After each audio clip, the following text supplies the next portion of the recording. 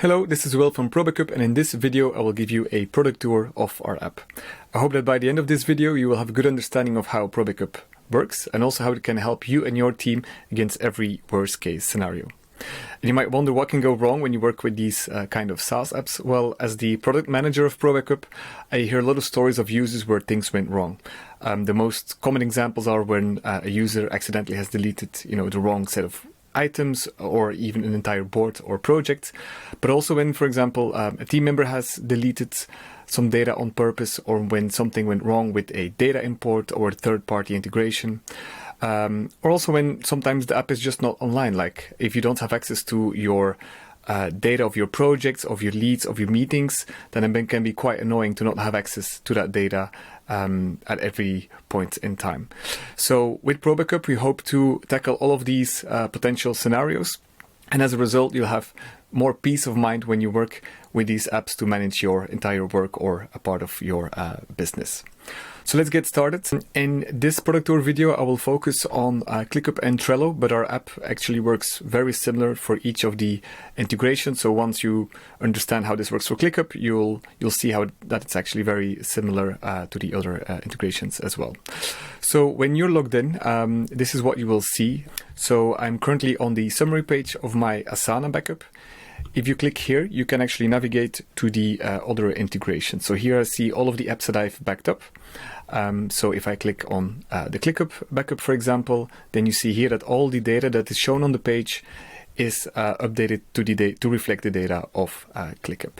So here on the summary page, you can then see what kind of data types are being backed up for ClickUp. If you scroll to the right here, you see all of the sort of data that we are able to back up. And of course, this list will change depending on the integration. So how does the user interface work? You have four big parts: the summary page, the backups, reports, and settings. So the summary page is quite self-explanatory. Here we give you as I said before, like the number of totals for each of the data types that we are able to back up for this particular, or for the chosen integration. Below here you see a few widgets. You see an update on your schedule, when the next backup takes place, and if the last one is still in progress or already completed. You also see a report widget, which gives you some warnings in case something went wrong. For example, if yesterday we are backing up 4 boards for your account and today only 2, then you will see a warning here like, hey, we are backing up way less boards than yesterday. So this gives you some insights on that. We also have a widget on the data usage. Our price model is based on data usage, but the thresholds that we applied, it's 10 and 50 gigabytes, are actually very generous. So with normal usage of each of these cloud apps, you will normally not hit the data thresholds. It's only when you're using Trello or ClickUp or Asana to upload huge files, such as videos, HD designs, or music files, then you might hit, the 10 or 50 gigabytes thresholds, but otherwise they should be more than enough. It's also important to note that we do an incremental backup. So that means that when we back up your data, each day we check which records have been added, changed, or removed, and then we just back up the delta to our servers. So this means here when we calculate the data usage, we only count each record once. So it's not so that if today your backup is 30 megabytes, that then tomorrow this will double to 60, for example. So once the initial backup has been completed, this number will only slowly grow over time. Then you also have the option to sync your data backups to your Google Drive. So how does this work? When we back up your data, we store it with heavy encryption on our own servers, and then from there you have the option to sync it to your Google Drive to a dedicated folder. So in this case, I have enabled this for Trello. You need to do this per integration, or you can enable or disable it per integration. So in this case, if I click here, I open the Google Drive folder for my Trello backup, and then you'll see that we try to recreate the structure of Trello with folders and Google Sheets. So if I click on the folder of the workspace, I see the folders for each of my boards. If I then click on a folder of my boards, then I see all of the Google Sheets of that particular board. So for example, if I click here on the cards Google Sheet, then I see all of the cards that are available within that board in readable table format. A nice feature of this is that we are updating these Google Sheets on a daily basis. So these are actually dynamic files and are always up to date with the latest version. And then this button here allows you to look up previous versions of your Google Sheets. So these Google Sheets serve kind of as a kind of time box of your data as well.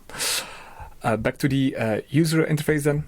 If you scroll down here, you will see the backup scopes. So depending on the integration, you're able to decide which data you're backing up on a workspace level. So in the case of Trello, it's on workspace level, but this can be different for some other integrations. And so you have the chance to either add workspaces or also exclude some maybe private workspaces from the backup scope. Then here you see a graph. For now, it's just demo data, but over time, this will show you how the number of records or new or changed records fluctuate over time. So this is useful to kind of see the activity within your app. And then here we also list the most recent items that have been backed up.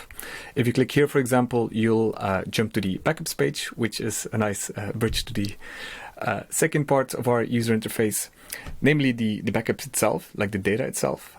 So I would say that this page is by far the most useful one, or the ones you're going to spend the most time in.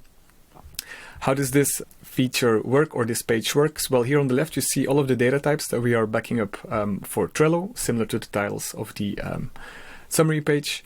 And if you want to see, for example, the comments of Trello, then you can click on comments, and then you can use the drop-down fields here to navigate to the comments of the right board. So depending on the data type that you've selected here, you will have different options. For example, if you click on lists or on boards, for example, then you just have to choose the workspace. If you click on cards, you will have to choose also the board that you would like to open up. Though once you're in that table, what can you do? So you can either export the table to XLS file. You can also export the table with all of its revisions. So that means that if a card is updated in Trello, then a new revision will be created for each backup. And so if you then click on this option, then all items will be exported with all of its revisions included. And then the last option here, Google Sheets, is a link directly to the Google Sheet created for that particular data set. So this is similar to the Google Sheet that I just opened up before, but this gives you a handy way to jump to those Google Sheets immediately from the user interface. And then most importantly, you can also navigate through the different versions. So if you click here, you can open up the snapshot dates. You can also do this by clicking on an item. So here, for example, I see that today 2 more items were created. But you can also click on an item, let's say project planning, and then you can also use these buttons here to navigate through the different versions.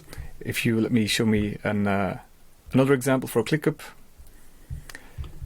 So in this scenario, for example, this task has 2 versions. So one of the initial backup yesterday, and then another version today. So as you can see here, by navigating through these different dates, you can see that, for example, in this case, the description has been updated today and a new version has been created. And then you can use this button here to restore the selected version back to your account. You can also do that on another way. You can also just select the record or records here, and then use this button to restore the selected version here back to your account. So how does the restore work? In general, we will never overwrite or change existing data.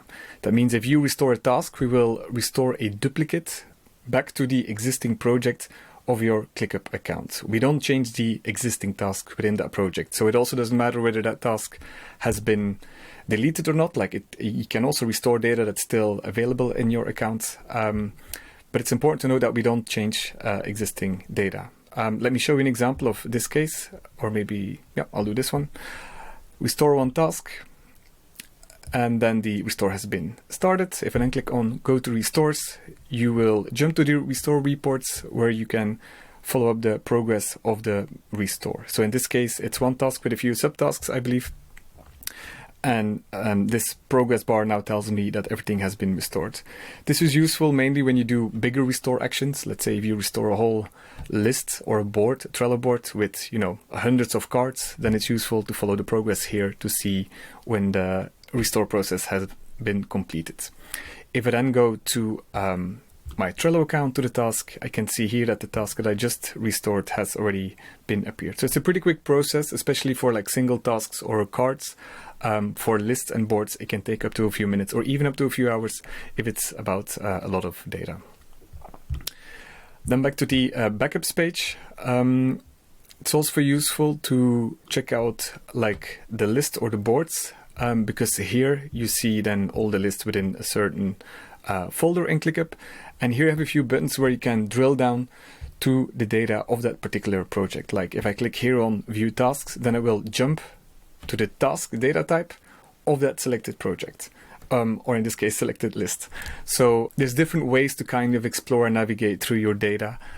We try to make it as easy and intuitive as possible for you to kind of find back the information that you need. This allows you also, for example, to, if you have selected a certain list, to check out custom fields for that list and then see how, for example, the configuration of those custom fields have been changed over time. So as you can see, because we are backing as we are backing up so many data types, you really get a lot of information about how your account and like the configurations and the files have been changed over time within your ClickUp or Trello accounts. It's also good to understand that we can restore an entire list, which is quite a powerful feature. So the process here is similar. You select the record in the table, you click on restore lists, and then if you click on go to restores, you can track the restore process here. And in this case, again, we don't update the existing list. Instead, we will add a new project. Let me move this here within your account. So this is the original project. And then here you can see the new restore project slowly being added. And we always append the name in this case with the name of the, or with the timestamp of the restore. That's it about the backups page. I think I've covered everything. Then if you go to the reports, you have the backups and restore reports. The backups reports give you more insights of what kind of data has been backed up when, and also when there's if something went wrong, like for example, if you don't longer have access to a certain board, then you will see here the warnings in the detail column. The restore reports can be used, as I mentioned, to follow up the progress of the restore process. Also, if there are some issues with the restore process, then we will also give you an error log of what went wrong during the restore process, because sometimes due to API restrictions or other configurations, we are not able to restore a task, and then you will find here some more information on why the restore could not be completed. Then we can go to the settings page. Here you have a few options. The first one is the ClickUp connection. So when you sign up for ProBackup, you need to authorize ProBackup so that we can access your account. In some cases, it is possible that this access token can expire. So in that case, we will send you a warning email, and then you can use this page to reconnect to your account. You also have the option to change the account that you've used to sign up. Let's say if you signed up for ProBackup for ClickUp to test the app, and then you would like to use a different account to manage the backups, then you can always change the ClickUp account here using this button. Another feature is the option to invite team members or users to your account. So if you click here on send invite, you can fill in the email and send it to your team. They will then receive an email to create a ProBackup account and also to authorize ProBackup. And once they've done that, we will also, or we can use their accounts to also back up the data that they have access to. Because this is an important point that I haven't mentioned yet. So when you sign up for ProBackup for ClickUp, for example, when you authorize ProBackup, we can back up all of the data that your user account has access to. So basically everything that you can see within ClickUp or everything you can see within Trello, that we can back up. If there are other boards created in your workspace that you don't have access to, then these cannot be backed up through through your authorization token. So in that case, if you wish to include those boards, then you can either ask your team to be invited to those boards, or you can also invite some team members that have access to those boards. So it depends a bit on your use case, how you want to solve this. Some of our users prefer to create a dedicated backup account, and then they ask their team to always add that backup account to each board and project that's created in their app, or they invite multiple users to back up the data through through several accounts. This is also very useful to make sure that the backup keeps running. For example, when your ClickUp connection has expired, and if you have then invited some users, then we are able to continue backing up your data through the accounts of the invited users. So we strongly recommend actually to invite at least one team member through your accounts. Then the backup scope is similar to the widget that you saw on the summary page. Here you can edit, remove or add workspaces. And then the Google Drive feature, here is where you can set up the sync to Google Drive, choose whether you also want to sync your files to Google Drive. We don't activate this by default because when you enable the sync to Google Drive, then we will also start consuming data of your Google Drive. So make sure you have enough storage in your Google Drive before you enable the sync to Google Drives. Otherwise, it can be that we use up all the data of your Google Drive. And that's it for the settings page. With this, we've come to the end of the kind of features that are on an app level. There's also some account level information that you can change. I won't go discuss everything into detail. I just would like to highlight two things. The first one being the 2FA, two-factor authentication. As we are backing up your data, it's very important that you also secure your ProBackup account to the best extent. So therefore, we really recommend to enable the 2FA. This makes it a lot harder for hackers to access your ProBackup account and to access the data that is stored within your cloud apps. And therefore, we also strongly recommend to really enable 2FA for the apps that you are using. So also ClickUp and Trello have the option to enable 2FA. So this is definitely something we strongly recommend. Another feature here is the status emails. You have, of course, a summary page where you can track your process or the updates of your backups. But these status emails are very useful if you just want to get like a weekly reminder or a weekly update of what has been happened within your account. So there we will show you how many records have been added and also if there were something special that went wrong for your account, for example, like when the number of boards have been decreased by a certain percentage and things like that. So also very useful and popular feature, I would say. And then subscriptions and billing, those are pretty self-explanatory. It's good to know also here that you have the option to transfer a subscription to another user in case that you signed up for a trial account, but you would like to have that your boss manages your account, then you can forward your license to another person of your team. And that's it for this product tour. I hope this was insightful and that this gave you a better understanding of how ProBackup can help protect you and your team against accidents or more worst case scenarios that happen within your SaaS app. Thanks for watching. If you have any other questions about how ProBackup works, then I strongly recommend to check out our YouTube channel or also have a look at our help center. Thanks for watching.